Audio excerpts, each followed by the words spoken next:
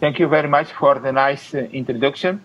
Let's start the workshop where we try to discuss how we can impact on the prosperity and comfort of our citizens and what are the challenges that we have to really meet the prosperity that all of us aims to reach, and how we can really find the materials as the activators of our future, and how really circularity impacts in our lives, and try to clarify what economy circularity impacts and what really it means for the future of our progress.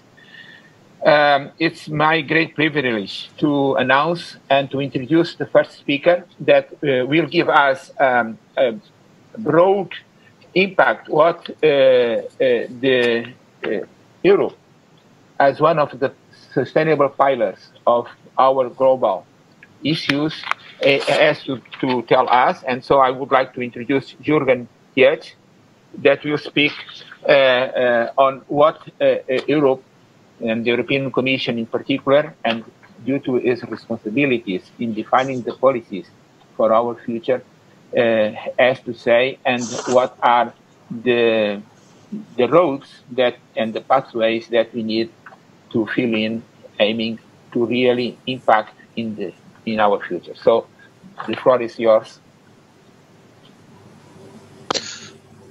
Thank you very much, and good afternoon to everyone. Yeah. It's a great pleasure to speak to you and to give you a few insight into what we are doing. We have prepared a few slides, and I need the help that we show the slides. Thank you very much. Circular economy and what we're doing here. I would like to explain to you the link to the Green Deal, and also to give you some insights on our current work on Horizon Europe, the next framework program, where we're actively working on towards the first work programs, which should go out in March, April next year. Next slide, please. To start with, we have Horizon 2020 still. So the Green Deal, which the Commission put forward, and actually at the beginning of this year, triggered a big movement also within DG Research Innovation. My colleague Barend Veracht already explained a bit, that we actually launched, with the last money available in Horizon Europe, a Green Deal call, and people are invited, I think, to come in with proposals by January 2021. I will not go through this in detail, but should show that we would like to tackle the Green Deal not only with unrealistic ideas, but a bit with determination, a sure eye. So it's a €1 billion call. And in particular, if you look into Area 3, and if you look also into Area 2, highly relevant for colleagues listening in. Area 2, we look into the world of electrolyzers. In Area 3, we're actually looking into the world of CCU and catalysis. So very important. But let me go to the next slide, and let me set a bit the scene for the researchers. So I think we should avoid thinking that circular economy is something which should be distinguished from climate neutrality. The Commission aims for achieving, together with stakeholders, with member states, a 55% of greenhouse gas reduction by 2030. This aim will not work without circular economy. Our climate experts put forward various scenarios. What can we actually do to reach really climate neutrality by 2050? What needs to be done by 2030? And if you bear in mind the so-called 8th scenario, it shows that your circular economy matters a lot. It should be a driver to bring us from the current limits actually to where we would like to be by 2050. We have the Circular Economy Action Plan. Well, that would certainly require a different presentation, much longer. But the message I would like to give for colleagues working in this area, next year there is a lot to come. There's a lot to come also in terms of regulations and new policy frameworks from DG Environment and other colleagues, such as expanding the Eco-Design Directive to a concept of sustainable product, which will be a big challenge. We are looking at end-of-life cycles, rules for vehicles and batteries. There should be a new policy framework on biodegradable plastics. So there's a lot coming. which will actually start shifting the goalposts also for all of us. Horizon Europe. So our determination is we have one parameter. We have 35% of our budget target should go for climate. And for me, circular economy is an intrinsic part for this. I think I have not to show the famous flowchart with pillar 2 and all the 6 clusters, but clusters 4, 5, and 6 will be highly relevant to implement circular economy and to offer funding tools. This event is a good opportunity to get feedback from you, and I will be very interested to see also the presentations from colleagues here in this panel. But I would like to reassure you, I think that we've done already lots of collecting of views. There is an orientation paper available, and we had our research innovation days in September. Next slide, please. One point which I would like to bring up here, and for the work program, and the work program is under discussion with the member states. We are currently undergoing a huge prioritization. Circular economy and working with the industry is a nice challenge. And what we did actually here, we put together a list of key performance indicators and objectives. These are actually objectives the industry has put forward from very different angles. So you see here the discrete manufacturers focusing on recycling, reuse of materials. We'll hear a lot about remanufacturing later on. We have the energy-intensive industries, circularity, secondary raw materials. How do we get there? And dust symbiosis. Maybe we have a renaissance, the idea of circularity hubs. How do we deal better with wastewater, energy, and solute? So this is the vision of the energy-intensive industries. Clean steel, something new coming up. We focus on steel scrap. Photonics, which is the world of DG Connect. Well, they would like to look into material streams, industrial processes, buildings, photovoltaics, what can be done. And we will have a new partnership on AI, big data, and robotics. So you see various thoughts and streams in the industries, and I would like not only to show you here's a link to what we have here on our website where you can actually glance over this, but a bit to come with a provocative call. Circular economy will require that value chains are changing, that business models are changing. And if you look at these examples put forward by various industries, will we not think more about kind of joint calls for these industries? So Made in Europe working together on P for Planet, for instance. This is an idea what I would like to leave with you. So do we need to pull together to combine more the visions of industries on circular economy, which is very different compared to what we had in the past? Next slide, please. One idea which is also occupying us quite a lot in the work program, as has been put forward by the energy-intensive industries, is the idea of creating hubs for circularity. It started with industrial symbiosis, where you have had actually neighboring adjacent industries working together to combine how do they deal with waste with profit. And the idea has grown into something further where we could actually mobilize industries sitting in certain regions and to look for collective aims. So industrial-urban symbiosis, should this be a future model? So think about, what do we do with plastic waste? How can we better use plastic waste coming in a region? What do we do with solid waste? We all know the high number of construction materials, what do we do with this? Should we actually use industry and regions to create circularity hubs and to involve more technologies here in this regard? These are very often global players. Should we then think along this line? Is this a new concept? And it's a concept we are working. And you see here 3 main goals: carbon neutrality. So can we actually make a contribution to climate neutrality? Do you remember my 8th scenario? A scenario of zero waste to landfill. Can we avoid incineration of plastics? And of course, we have industry would like to keep in Europe, which needs to be global competitive, and maybe they can develop new value chains in this regard. This is one concept and an appetizer I would like to give to you. And then I come to the last one. If you can come to the next slide. Thank you. This is something which keeps us very busy, and particularly my colleagues, on the world of materials. Should we look for a more embracing concept for new materials?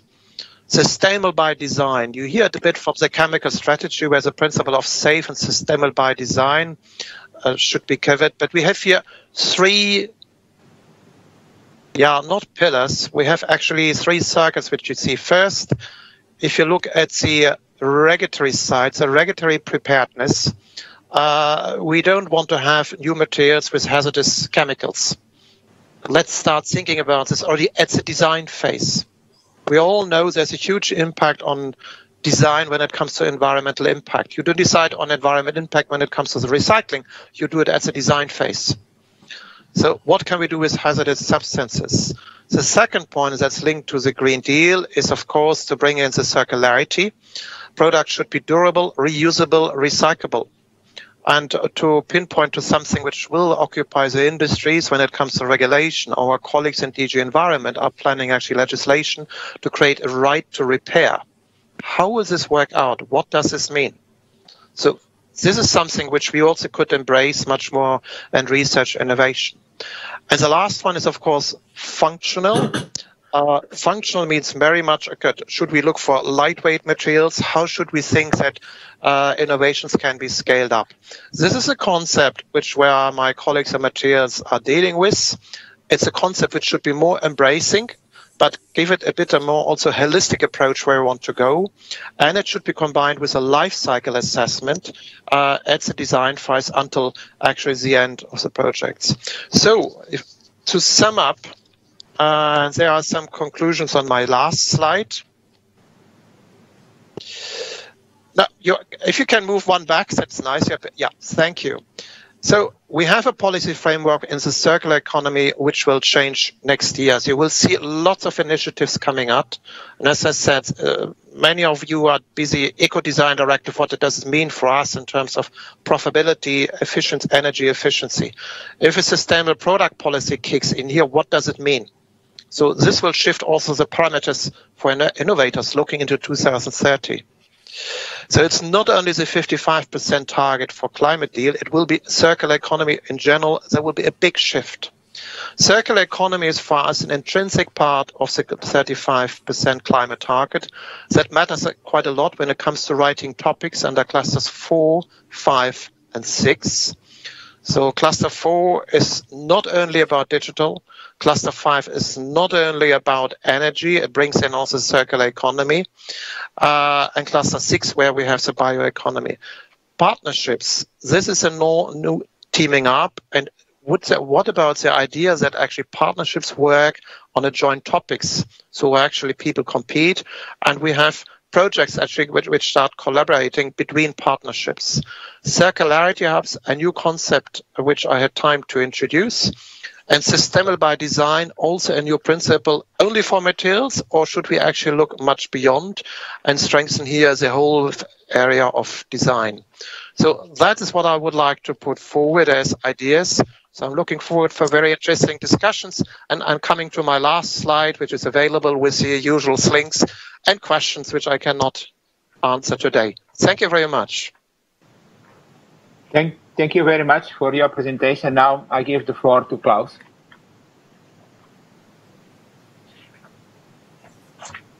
Thank you very much, Rodrigo. We're moving on to the second presentation, and the second presentation will be given by Thomas Meyer. He is the manager of the program for remanufacturing at Knorr-Bremse. As such, he has very much a practical viewpoint on our topic today, and we're very much looking forward to your contribution. Thank you very much, and welcome everyone. I do not see the slides yet. So, perfect. Welcome. I would like to give you a overview of what we are doing at Knorr-Bremse and the industry of commercial vehicles in remanufacturing, and why we think it is a sustainable business model for the future, and which goes along with the European Green Deal and the SDG goals we have in place. So I would like to give you in the next minutes a short overview of what is Knorr-Bremse commercial vehicles department, and I'm in the aftermarket, and just briefly, and then give you a more detailed overview what we are doing remanufacturing at Knorr-Bremse, an impact into the process, and what remanufacturing means in sustainability.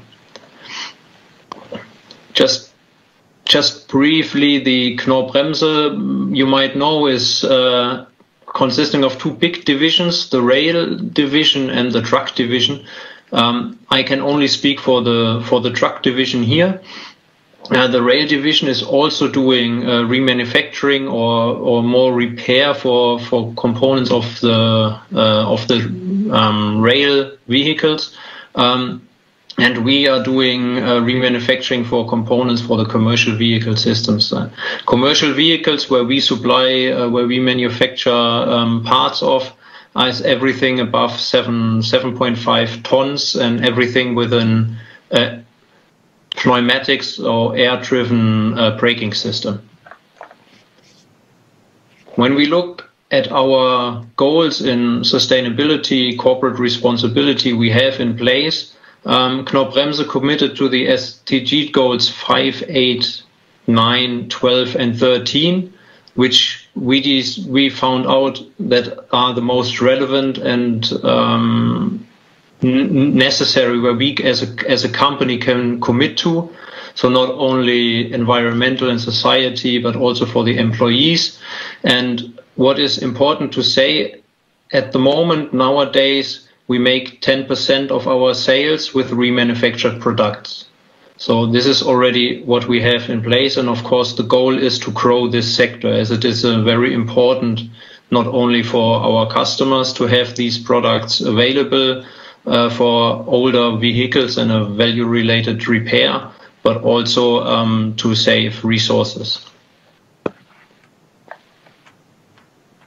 When we take a look in how we have that in place in our aftermarket, you see here the targets for the aftermarket is to keep the truck running, to keep it on the road. This is what our customers need, and this is what also the economy needs, to have the trucks running. How do we achieve that? Is we have different service solutions for our customers in place. And one big role you see under the brand name EconX, we sell our remanufactured products. This is one of the big three parts of the aftermarket services we have in place.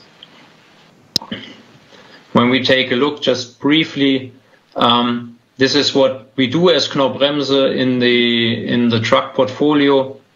You see an average truck and everything from air supplies or compressors, which are also a standard portfolio for remanufacturing, air control, then ABS, EBS, all the way to the air disc brakes, where we offer remanufactured products in the market.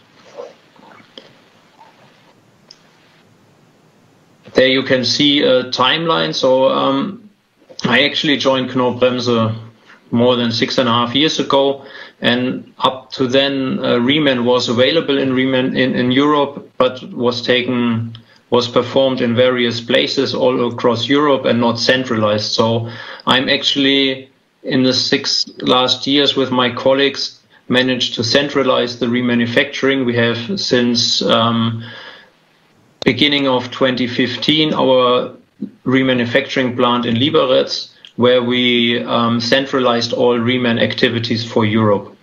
As Knorr-Bremse, we also have remanufacturing in North America, the colleagues of Bendix, which are very active and have 2 major plants where remanufacturing is conducted for the North American market. And you see again, in 2016, we then managed to create the trademark EconX, where we sell the products. When we take a look at the setup, and this is important, so for Liberec, you can see that we do from the remanufacturing everything from the sorting, so all the cores, all the old products which are disassembled at the workshops are taken to Liberec, where they are sorted depending on if we can reuse them or not, stored, and then disassembled, cleaned, reconditioned. In the next slides, I will show you more about the process steps, what we are doing there. And then depending on the product, the reassembly is also done in Liberec in our plant, or in the production plants in Hungary and Germany in Aldersbach, where the original production lines are also placed. So this is our network in Europe for Reman. When we now take a look at the life cycle and the process of a product, and where we stand with remanufacturing and where we kick in and why it is from our perspective so important, is every product starts with the raw material, where either it's taken out of the earth somewhere in the world, you have transportation, and then the manufacturing to the assembly, the distribution, and then of course the end user. It doesn't matter if it's the truck user, or you as or us all having a fridge or a cell phone, and if it doesn't work at the end, years ago it was just waste and it was disposited. And this is the first step in between is if you don't want to use the component anymore, somebody else takes it over and it's a reuse. This of course is the ideal world because we don't need to manufacture anything.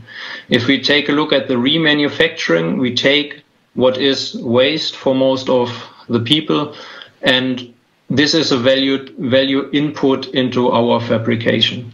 And this is actually something that, from my perspective, still needs to grow in Europe. The knowledge by people that something I don't need to use anymore, or something that is scrapped from a car or a commercial vehicle, is not waste, but is a valuable input, a core for a remanufacturing process. And without this core, remanufacturing cannot take place because we are just missing our raw material.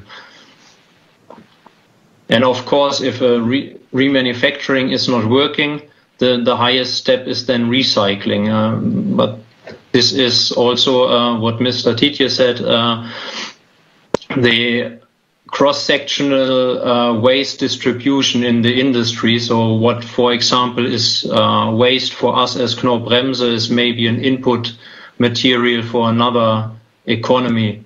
And we are also participating in one of the research projects of Horizon 2020, where we exactly want to find the closed loop and circular cross-sectional workflow between different industries. So not only with the automotive industry, but also with the textile and batteries industry and so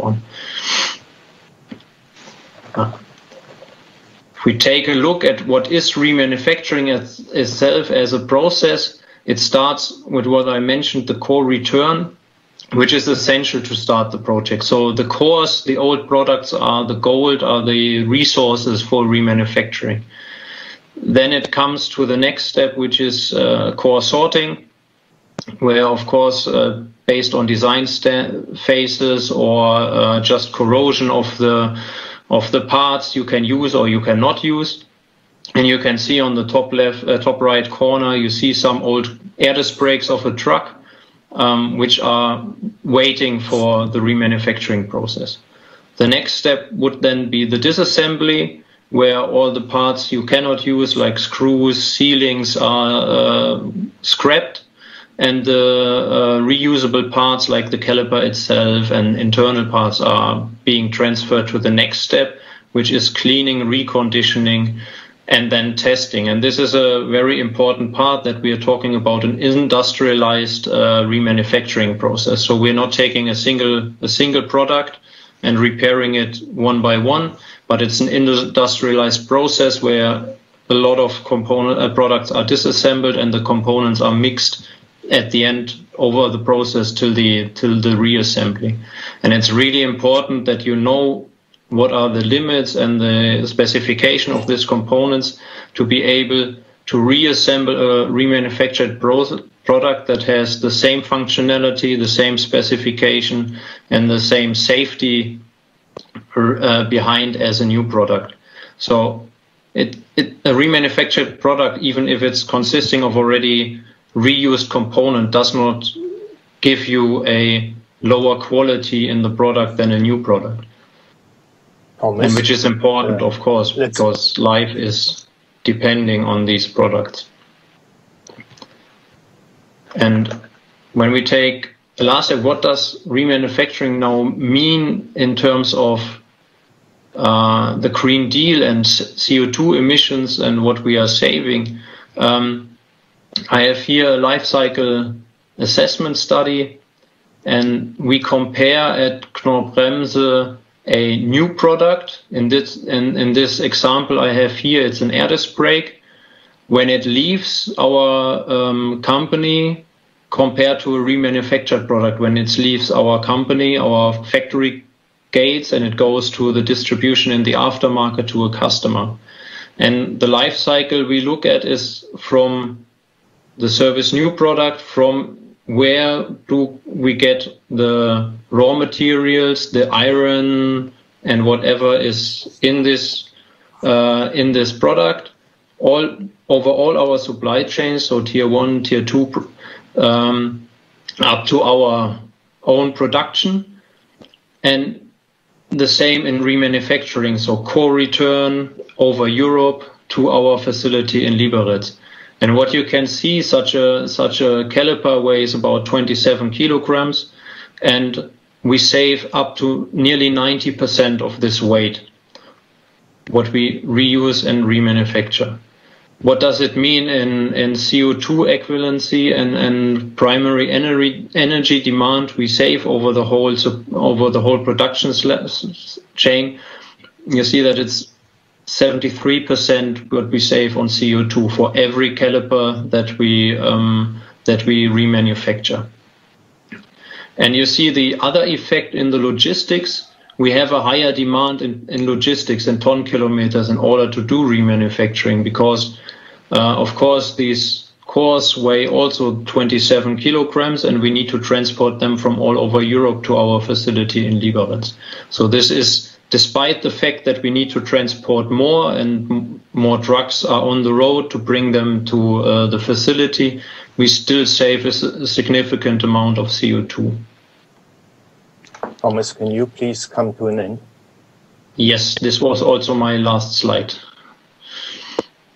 Thank you. Okay. Well, thank you very much. We now had a view from the European Commission. We had a very practical view from a manufacturer of Knorr-Bremse. And now we will move on to a joint slot, which will be covered by Olga Speck and Vasilios Basios. We are now looking at STEM materials and the lessons learned from nature for an intelligent and sustainable world. Let me briefly introduce Olga Speck. She's at the University of Freiburg. Her area of research is bio-inspired materials and biomimetics, and she's the scientific coordinator of Freiburg Center for Interactive Materials and Bio-Inspired Technologies. And Vasilios Basios is group coordinator for self-organization and emergence in complex matter at the Interdisciplinary Center for Nonlinear Phenomena and Complex Systems at the Free University of Brussels. So thank you to the two of you for sharing a slot, and we're very much looking forward to your contribution. Olga, it's all yours. Oh, thank you very much for the invitation and for the nice introduction. Welcome to everybody, and I'm waiting for my slides. Oh, thank you very much. So, as you already said, I come from the University of Freiburg. I'm a trained biologist, and I want to show you today what we have learned from nature for a sustainable world. Could I please have the next slide? So what we know is that we are living in the Anthropocene. This is a human-dominated epoch, and we have a lot of challenges. We already heard about that. And our vision is that perhaps with the STEM materials, which have lifelike properties and can interact with the environment and express diverse functions, perhaps we can solve some of these challenges.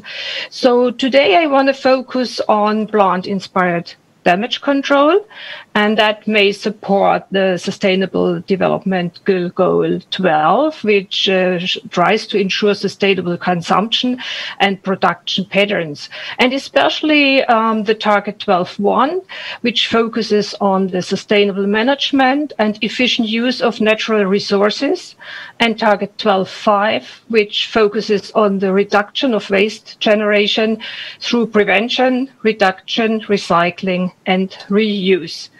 Next slide, please. So what is damage control of plants?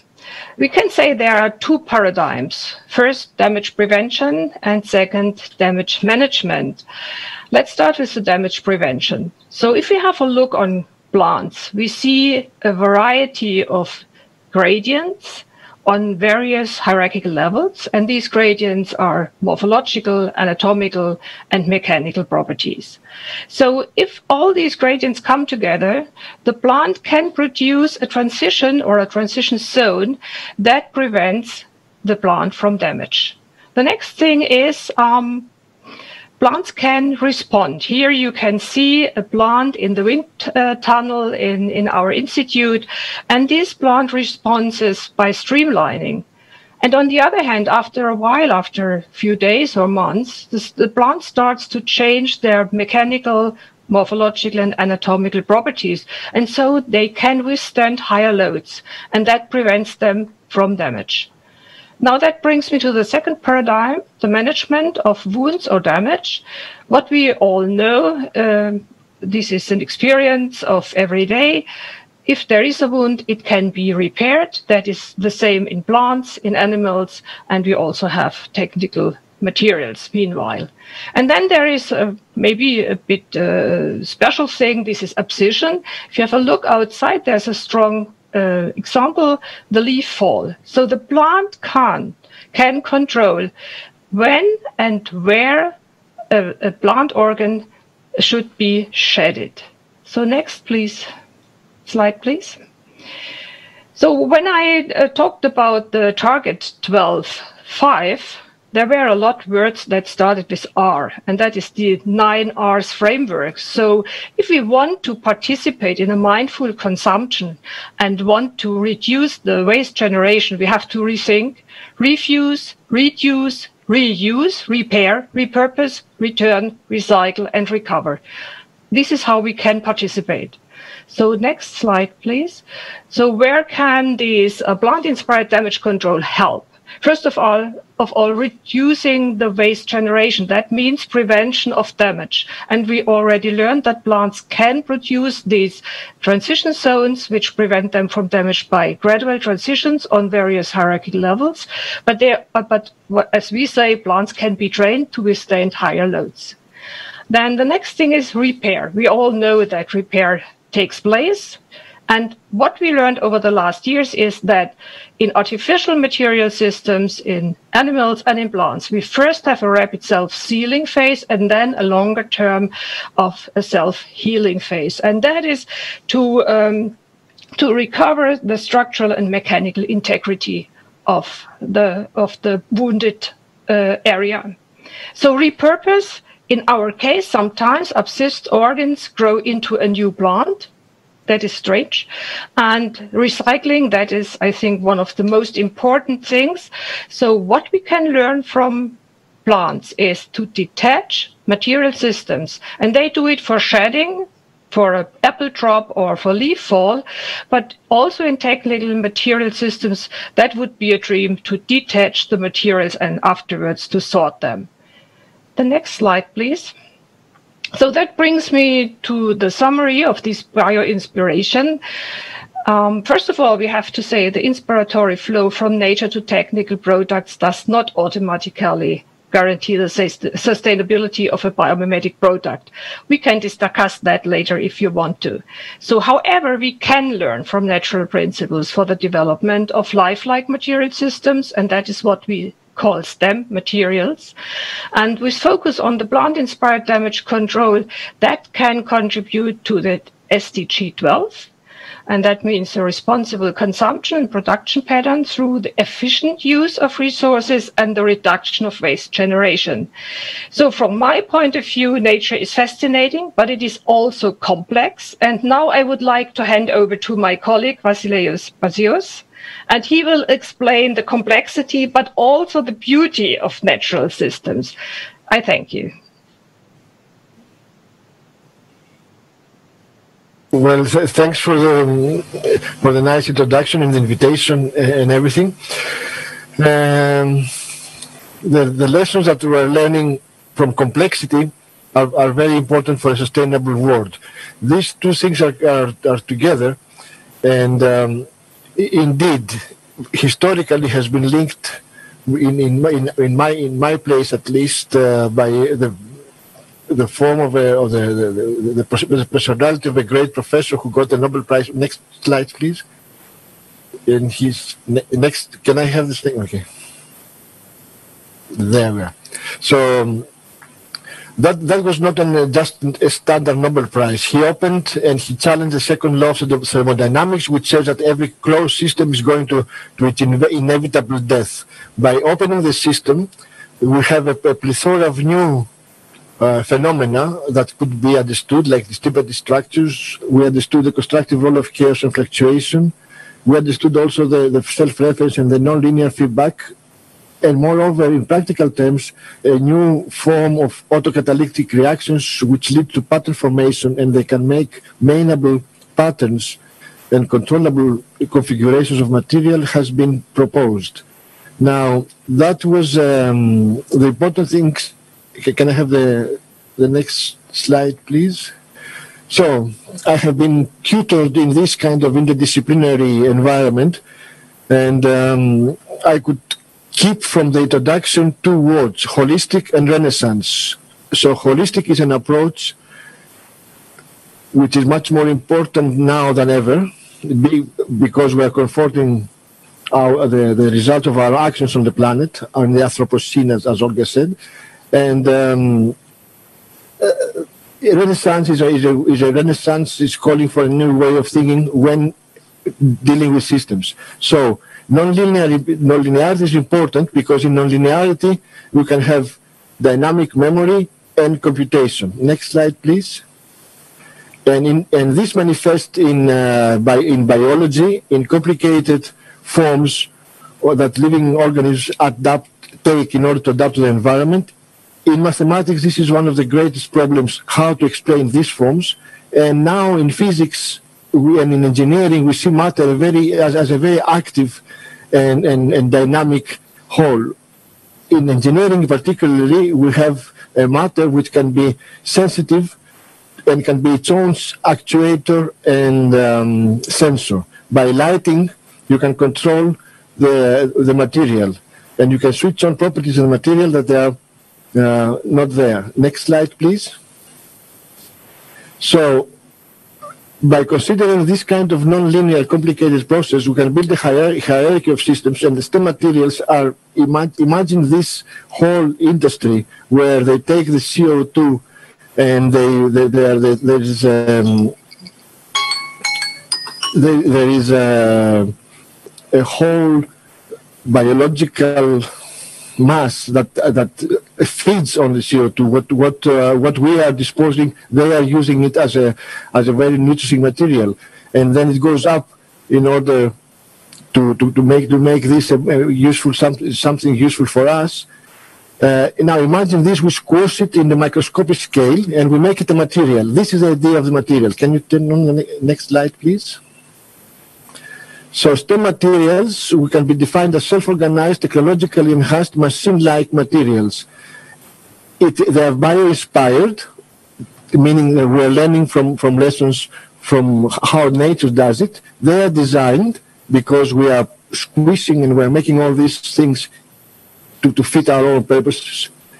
the important thing that is a challenge for the future and the future generations, and in the immediate future, is a control of information flow. That is the coordination for memory and computation of sensors and actuators in the material.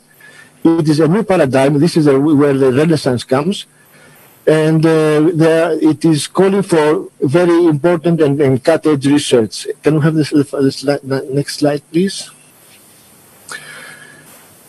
So we can utilize the non-equilibrium and complicated state transitions that exist in nature to our benefit. Now we can address nanosize sensors and actuators, and we can really embed them in the material. So another important thing is that we have to really reconsider the photon, electron, and ultra-fast reactions and the complex synchronization of these optical active materials, which is, again, something that cannot be done by one department, even if it's interdisciplinary. That's why we have joined our efforts with many other people, and under the coordination of the Italian CERN, the Center for Research of Italy, and Rodrigo Martins can talk more about that. There is this. Can we have the last slide, please? The next one. Okay, that's it. So there is a reference with the main people who have been coordinating to promote these 10 materials. The lesson that we can take home is that, as my tutor, Eli Briggs, was saying, you cannot solve a nonlinear problem with a linear thinking, because a complex problem has many facets that can be reflected in different projections and different kinds of understanding. So we need industry, we need clean and new environmental techniques, and we need also basic knowledge reforming. And for that, for the next generations, and maybe for us still, we have to keep our systems and minds open. As a good friend and philosopher, a Greek philosopher of recent times used to say. So I will leave you with a reference of STEM materials for further discussions, and thank you very much for your time and attention. Well, thank you very much, Olga. Thank you very much, Vasilios. We have now had 4 presentations and a nice spectrum of different aspects of our topic. I will pass it on to Rodrigo now. But before I do that, last time I looked, we have almost 50 people watching, and I encourage everybody to ask questions. We will now go in a panel discussion, but then have also time for Q&A. So, Rodrigo. Yeah. Thank you very much. I think that was inspiring, how we could try to match what we need for our prosperity, and how ideas are challenging to be the pillars of our future as well. So now we go for a roundtable discussion, so where we will have involved our 4 outstanding speakers that we would like to thank for the encourage that they gave to us and saying that we have a future. And also would like also to introduce our panelists. I would introduce Jean Tourneau. He is from Grenoble. He is from EMI. He is someone that has been devoted for the high standards and outstanding promotion of materials to serve the society, and also for education, and how this is really relevant, that will impact in our lives. So he has a strong vision about what Europe needs and how we can prospect on this way. The second panelist that I would like to introduce you is Federico Rose. He is Italian by heart, but by vocation he is now Canadian. So he has a prospect about globalization, and I think that we have to think in a common house to challenge our needs for the future. And he is also a member, and he is the head of the division of the European Academy of Science, that we have the pleasure to say that the Physics Nobel laureate belongs to it, and for me it's a great honor to announce to say so. And so I would like to start this discussion to introduce Jean Tourneau, and from what he heard from our speakers, what he thinks, and say.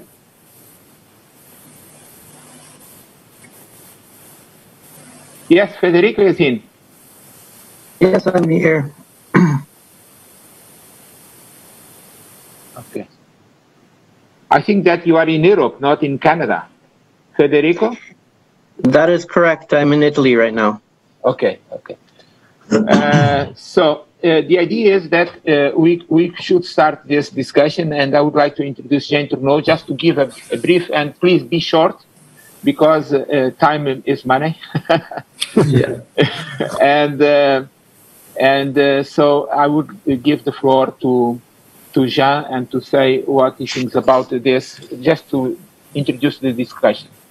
Okay, thank you, Rodrigo, for your comment. And I would like to be short, and I would like to start with one observation, because I read recently a famous Circularity Gap report 2020. And in this report, I was impressed because it is mentioned today the global economy is only 8% circular. Just 2 years ago, it was 9.1. Well, that is this, we have to know the reason why circular economy is not really introduced. And the reason are 3 reasons among a lot of them is certainly high rate metal extraction. The second one is ongoing stock built up.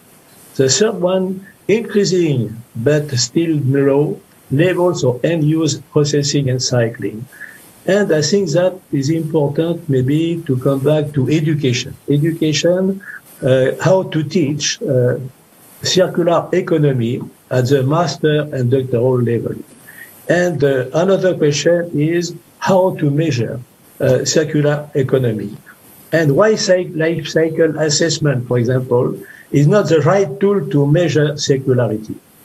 I think that assessment of circularity economy strategies at the product level by coupling life cycle of materials and circularity indicators. And we could use, it is that everybody knows that, I think, 3 tools. The first tool is life cycle assessment in base of eco-efficiency concept. The second tool is material circularity, is different, is complementary to life cycle materials. These indicators at meso at macro levels.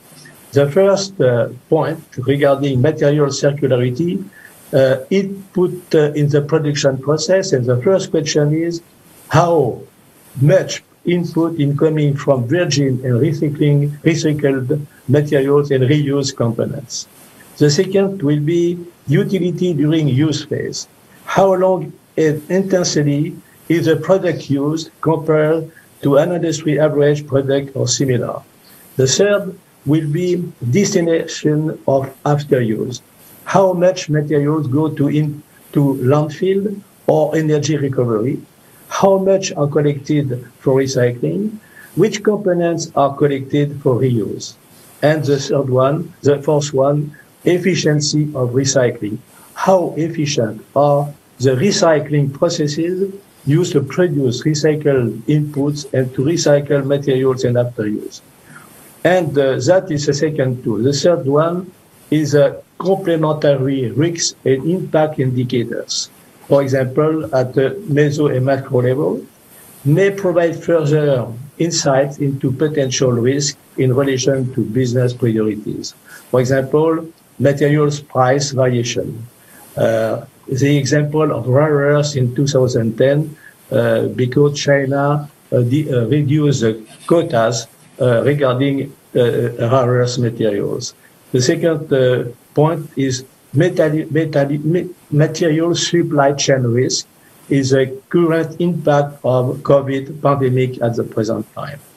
And how changing the level of material circularity affects other impacts of interest to business and their stakeholders.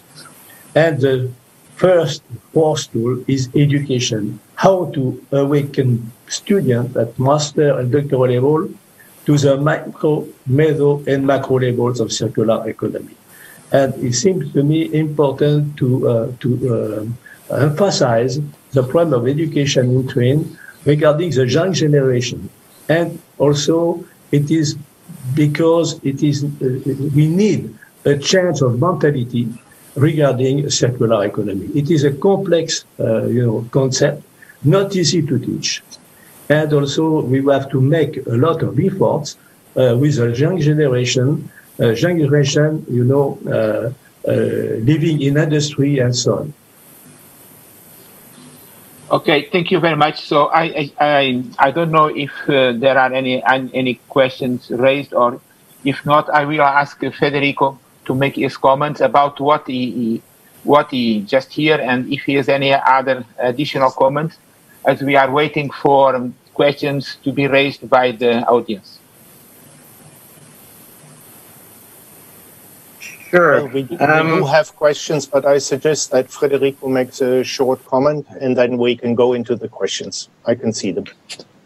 Sure. Well, very briefly, I enjoyed all the presentations, and let's say that the one that I resonated the most with was the first one from Tiedje.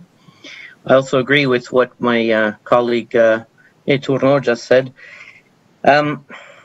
I think this concept of circular economy, if it's going to work, it will have to go a lot more global. And if we really want to have an impact in circularity, we'll have to involve more and more developing countries. I don't think a purely European perspective is going to be sufficient.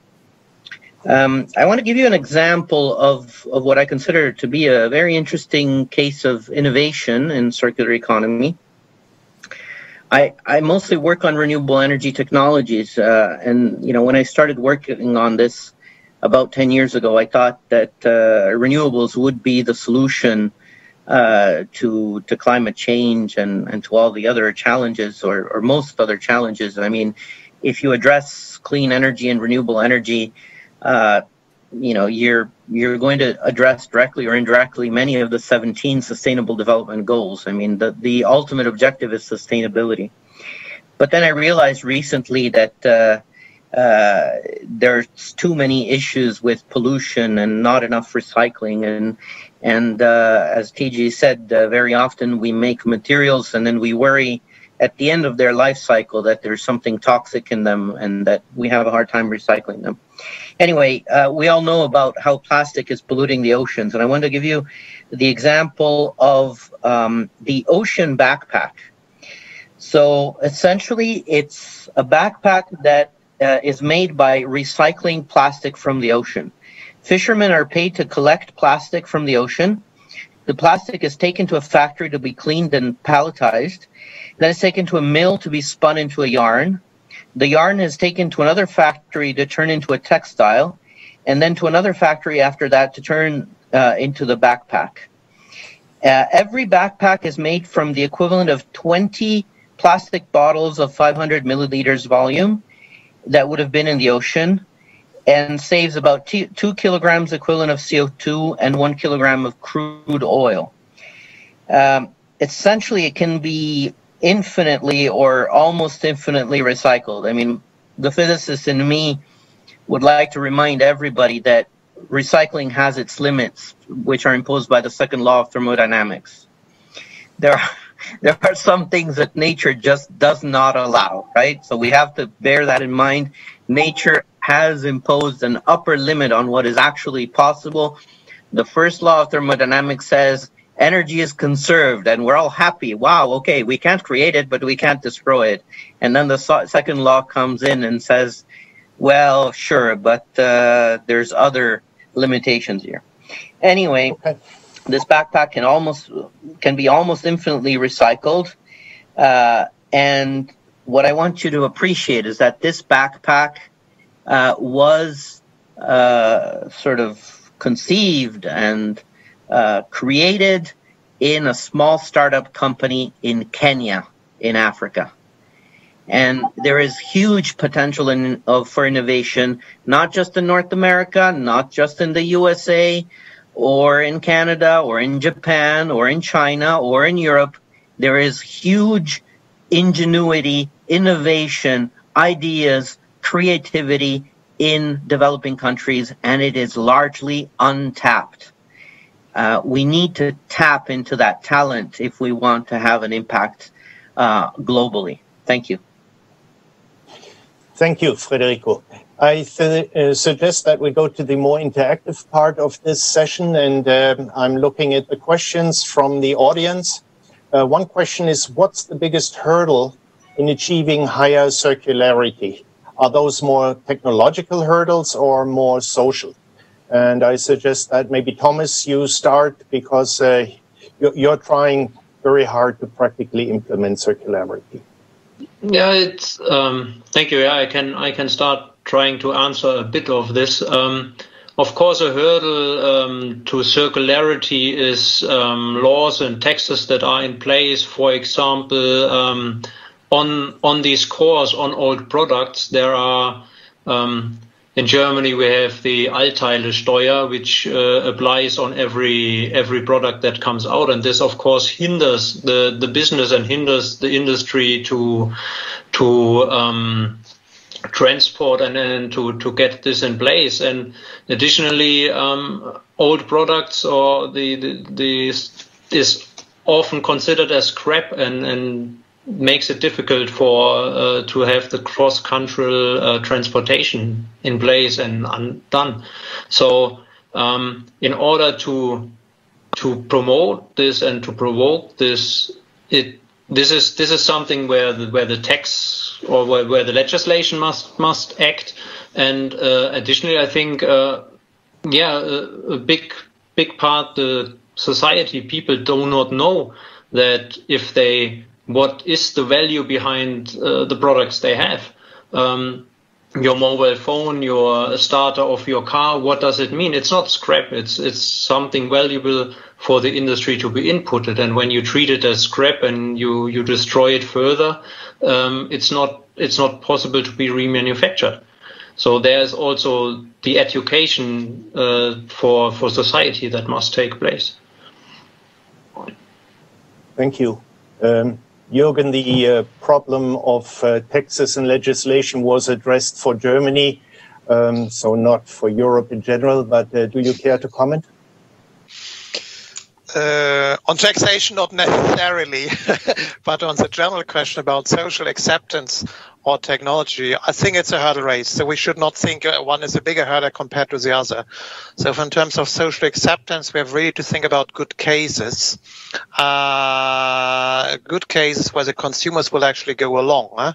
Not on every product the consumer would like to buy, he is immediately or he or she is immediately convinced to say circular economy is actually better.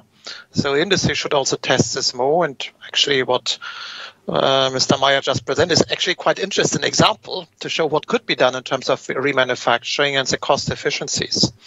And I also agree that much more needs to be done on education. If you would ask today a pupil or a student in university what circular economy means, honestly, he would say Friday for Future, and that's it. There will be not a lot of thinking what it actually implies. The term secondary raw materials, which all experts know, I think it's not known amongst students, amongst the normal pupils. And there we have to push much further. So I fully agree with this comment on education. And so we've actually to start much more in schools already. On the technology side, yeah, I think here it's not only the Green Deal effect, it's also about the costs, of course. There we have to look, and there we need also much more to be done in this regard. Any other comments from the panel on the hurdles for circularity as you see them? Vasilios? Just a comment on the second law of thermodynamics and Federico. And yes, there is a second law of thermodynamics, but it applies only for closed systems. This is exactly the message from complexity. If you open the system to energy, it can rearrange itself and it can regulate itself, and it can be much more manageable and adaptive from a closed system which is going to eventually die. So I totally agree with the idea of not looking at something as scrap, but as a component of something else. In order to do that, also, we have to focus on what energy that will cost. So the second law of the thermodynamics, if you have an open system and you input energy, you can create marvels. Our decision is where to seek this energy from. And I think that what destroys the planet at the moment, and not only in general, but very practical, it's causing wars, it's causing bloodshed, it causes a lot of hate. It's our dependence on petroleum. This is something which is a closed system. Petroleum is limited. We have to turn our minds and our ingenuity towards renewable energy, which is unboundful. I mean, I'm talking about the energy that the sun provides, either solar or wind or geothermal. The sun is very generous and gives us free energy. And it's up to us to decide whether and how to use our scrap. Thank you. Now, other comments? Can I ask to Tiedje to comment about what Federico says, that which I totally agree, that if we want to solve a problem, we cannot be closed in a cluster and think as Europeans, but to think global. What do you think about the establishment of a common house where everyone can be accepted and we can discuss together our future?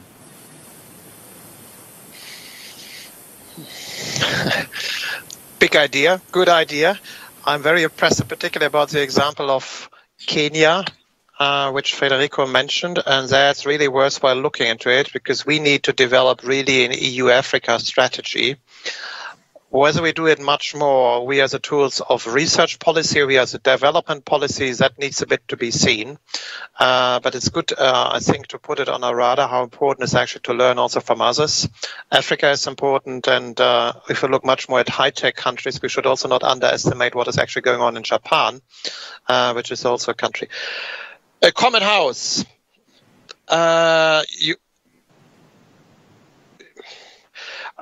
That might be a good idea. I think to explore a bit further, we need to put more flesh around these bones in this regard. Okay, thanks. Maybe can I make the third question is about will the production and application of steam materials be economically interesting? What are the costs of steam materials? I have to start to say that this is pushing our imagination. So what we are trying to see is how we can design our future in trying to build up new materials. Can Olga answer, please? Yes, I can give an answer. As I said, this is a vision, and we want to solve some of the challenges. But on the other hand, we have already material systems which can seal holes or which are self-adaptive or something like this. So we are on a good track, I think. So the question is whether we have a look on the sustainability of these products. And what does that mean to be sustainable? It should be more sustainable than a conventional solution. So we should do some sustainability assessment. We should start very early in the beginning of the development of these STEM materials or material systems. And then we should have a look whether we have more sustainability or a huger contribution to sustainability of these STEM materials than conventional solutions.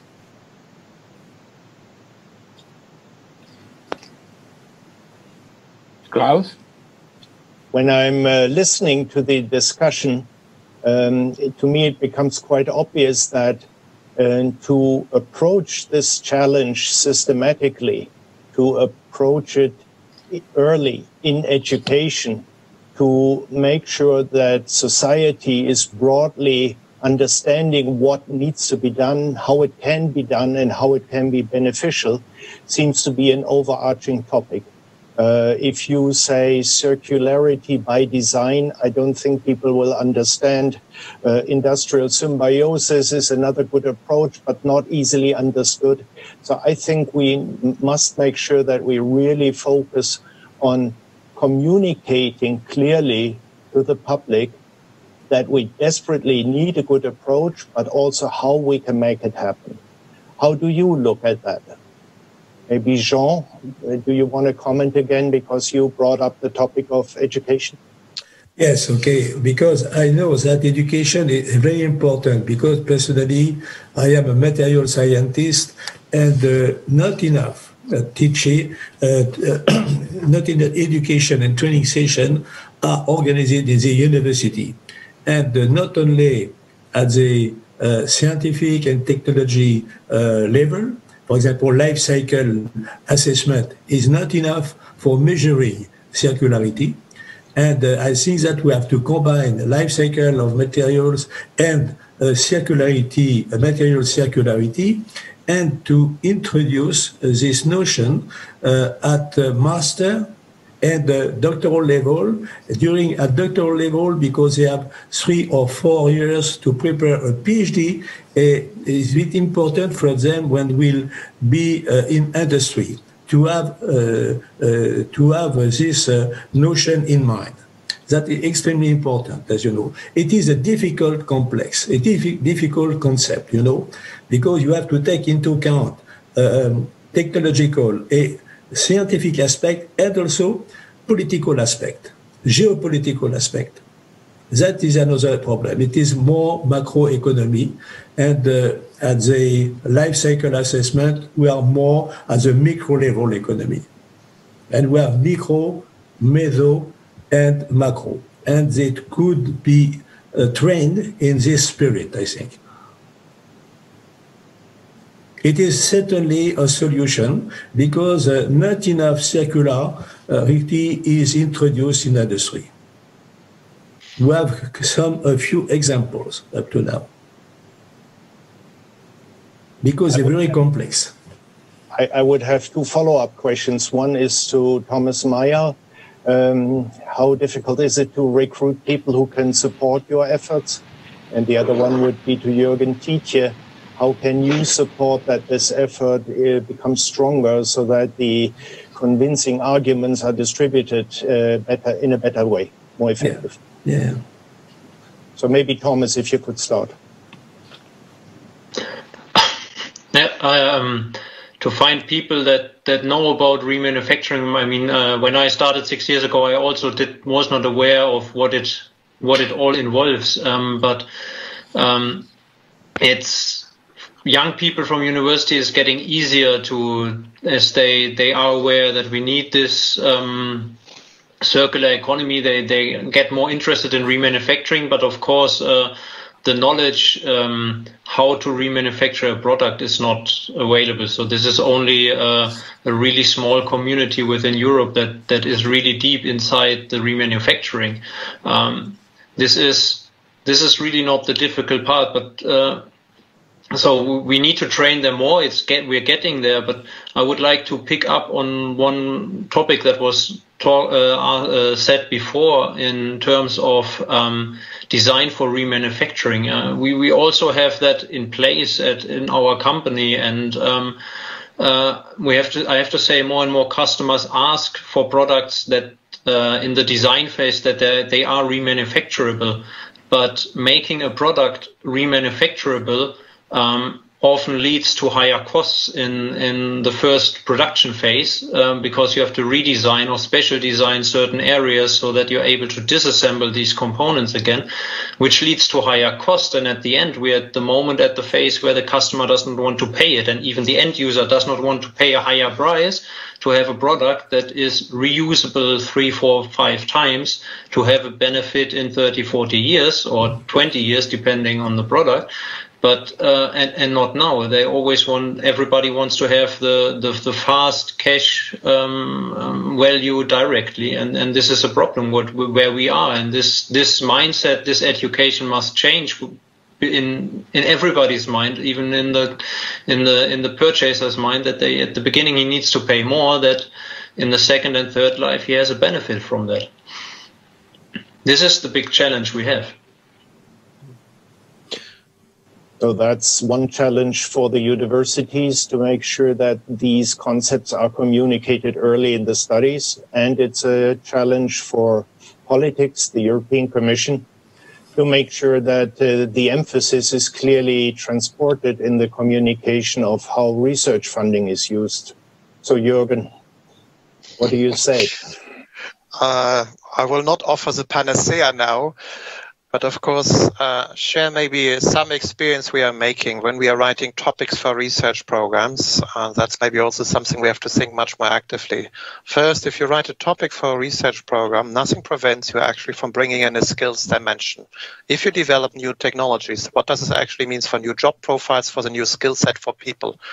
Because then you can get it into all the dissemination policy we are running also under Horizon Europe. That has to be strengthened as well. That's a bit the first point. The second point also, we are working with specific instruments. We have partnerships with industries, but we have also this instrument of missions. We're putting in place, for instance, 2 new missions, which should be really result-driven. We have mission boards. One is on healthy soils. Our soil in general is unhealthy. It's in a bad state. The same look about oceans and plastics. And if here also a reach out from these missions and the relevant work programs to the citizens at large. So research innovation can make a big difference. We have also to work then with other programs, take programs like Erasmus+, what are run by our colleagues in DG Education and Culture, where we have to create much more synergies. And the other one is take the ESF+, which is a European social fund, which should also help in this regard, because this should benefit workers. So the possibilities are there. And I'm pretty sure that my colleagues working under the Circular Economy Action Plan will also have the necessary components in place. What we finally also need are actually also much more the regional authorities and the local authorities to pick this idea of a circular economy up. Think about utilities, what they actually can do. They can do much more also to improve actually their business model, because they have the local outreach to people. People will immediately understand this if the city is picking up the concept of circular economy. Thank you. If I look at what the audience is asking, there's another question for Thomas Meyer. What percentage of waste will be remanufactured, and how do you make sure that you receive the waste and it is not the end of where everything goes to landfill?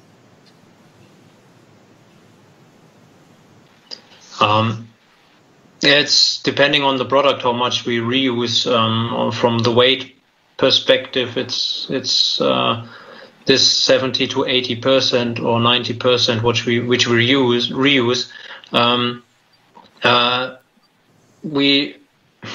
The scrap, we have a local scrap company that is used in the waste, and of course they are not doing to landfill, but this we really cannot.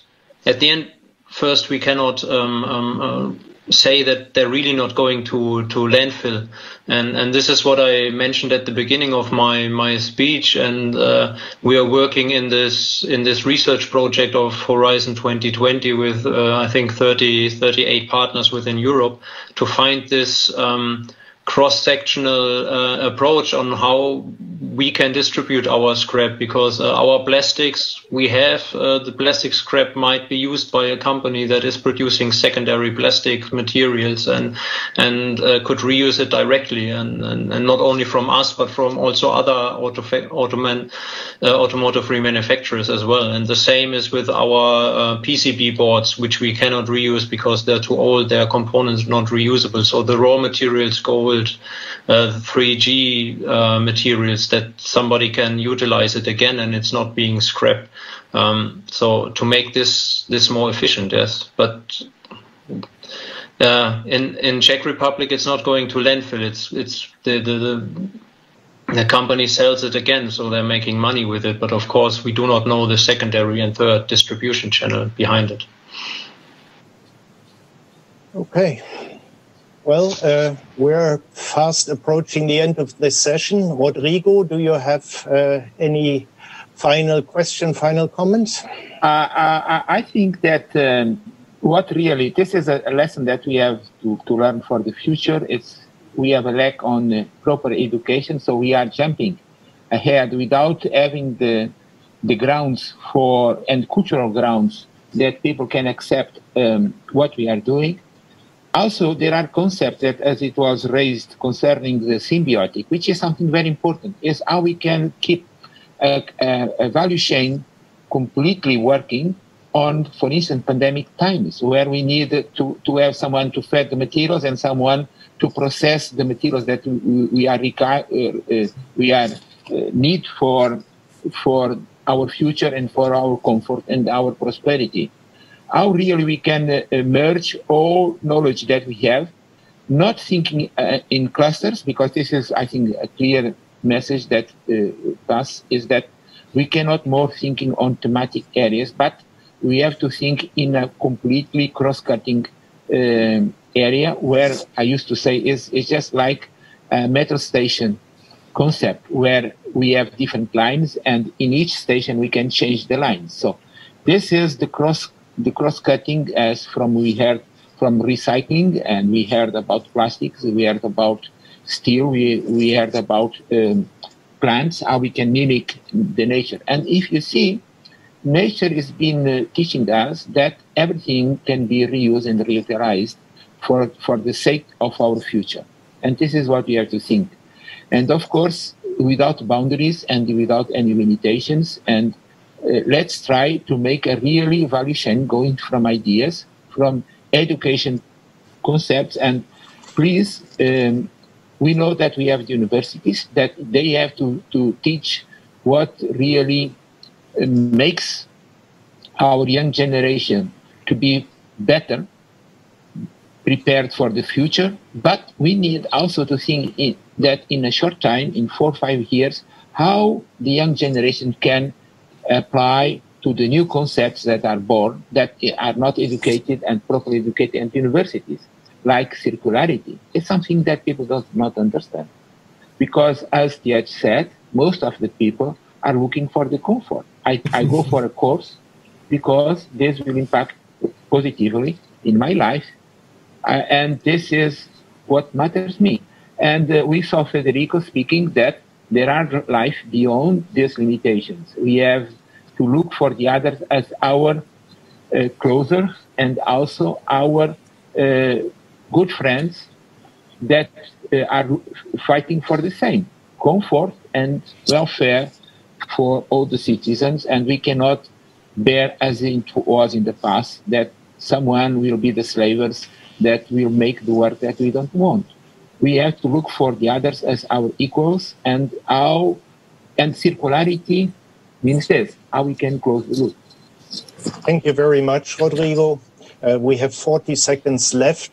So I would like to thank all the speakers and the participants in the discussion. I think we had a very interesting approach to circularity, which really starts with circularity by design. And by design means education, dissemination, and a systematic approach that will help us, because this is at least a medium-term effort, nothing that will be short-term successful. But we have reasons for hope, because customers are asking for it, students are asking for it. So it's our charge to make sure that we increase the momentum even further and work closely with the European Commission to set up the right programs. So thank you very much. And I think we need to close the session. So before closing, Klaus, I think that we have to say to everyone that this section as well, the other one, has been recorded. So you can really watch them and you can really see the nice work that the German presidency did in favor of all of us. Okay, thank you very much. Have a nice day. Thank you. Thank you. Bye-bye. Thank you. Thank you. Bye-bye.